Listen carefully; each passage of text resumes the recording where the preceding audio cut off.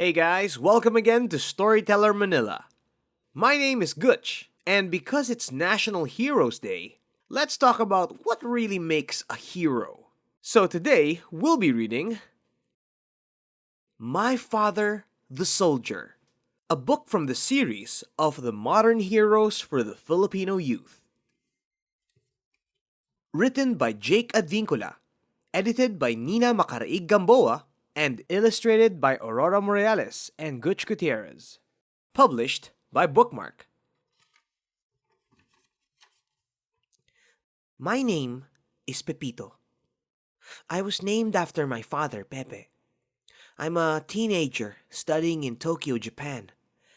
It's 1943, and how I got to live here is a long and bitter story.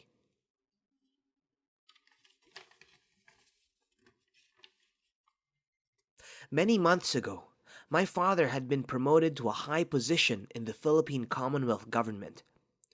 On December 1941, the Japanese attacked our country, and government officials had to flee Manila for Corregidor, an island fortress. I went with my father, but my mother and siblings remained in Manila. The Japanese started bombing Corregidor endlessly, since it was one of the country's main defense points. Corregidor would soon fall. My father's friend tried to convince him to escape to Australia, aboard a submarine the Americans sent. My father said he wanted to stay to help the Filipinos. He said, "If you will excuse me, Mr. President, I prefer to remain to carry on my work here and stay with my family."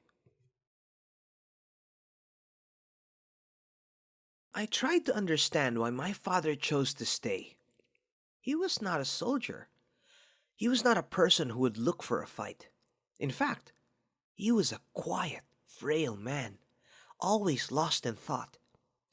Even when talking to American and Filipino soldiers, he was soft-spoken and never got angry. But he had important tasks watching over parts of the country not yet occupied by the Japanese. We evacuated to the Visayas. We were moving all the time. The Japanese were closing in. My father was invited to go to Mindanao. He again declined. Shortly after, we moved to Cebu.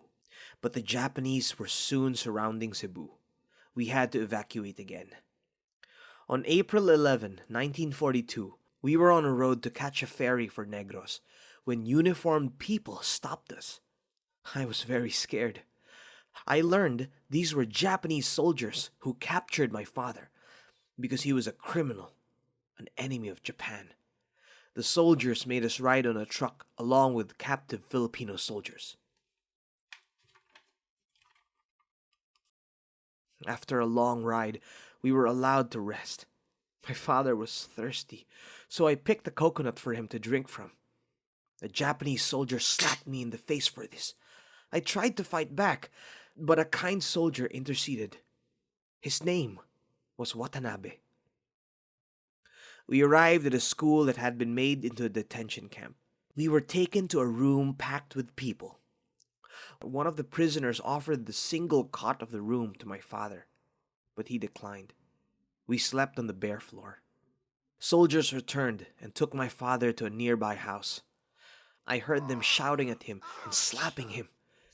Everyone in the room was afraid.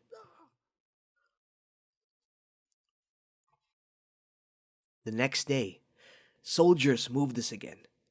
Before we left, my father turned to the prisoners and said, "Remember, boys, never join the enemy. America and God are with us. The Japanese are here only on borrowed time. We will rise again." From then on, the Japanese were always moving us around until we reached Lanao in Mindanao. We learned that a high-ranking Japanese officer, General Kawaguchi, was in charge.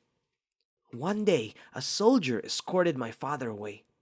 After some time, my father returned. With a faint smile on his face, he said to me, "The Japanese soldiers are going to execute me. They asked me to do something, and I refused. I was offered a position in the Japanese government, If only I swore allegiance and loyalty. I cannot do that.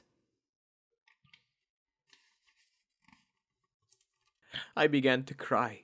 I didn't want to lose him. Then he said something I will remember for the rest of my life.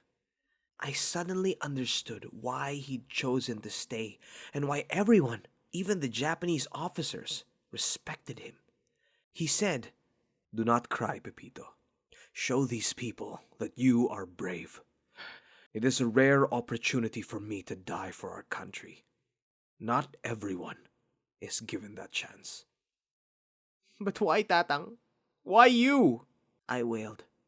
At that moment, I saw that he was as brave as any soldier fighting in the war. He was willing to die to preserve the country he loved. A soldier let us enter an empty hut across the street.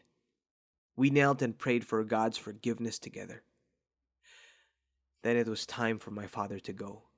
My father hugged me and kissed me on the forehead. Take good care of your mother, your brother, and sisters, he said. Tell them to live up to our name. God bless you, my son. Soldiers took my father to a grove of tall coconut trees. I took my prayer book from my pocket and turned to the prayers for the dead. As I was praying, I heard distant shots. I kept praying for my father, tears streaming down my cheeks. Later that afternoon, soldiers took me to where my father was buried. It was a small mound with a large rock on top of it. I wanted to carve a cross on the mound, but the soldiers wouldn't let me. The soldiers took me to their headquarters, where I was told General Kawaguchi said, Don't you think that he was a truly great man?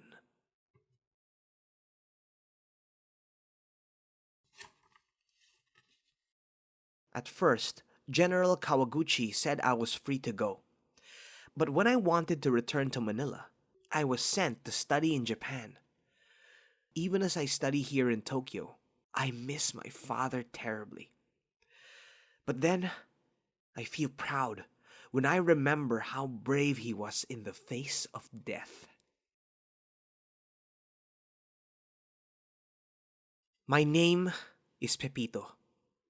My real name is Jose. I was named after my father, Jose Abad Santos, who was Chief Justice of the Supreme Court of the Philippine Commonwealth when he died. My father chose more than once to remain in the Philippines when he could have fled to safety. He may not have been a soldier, but like a good soldier, he dutifully performed services for our beloved country. And at a time when he could have renounced his country and collaborated with the powerful Japanese, my father gave up his life instead. Willingly, without hesitation, and without fear. My Father, the Soldier. If you like the story, support the industry and buy the book. Check out the link to the publisher on the description.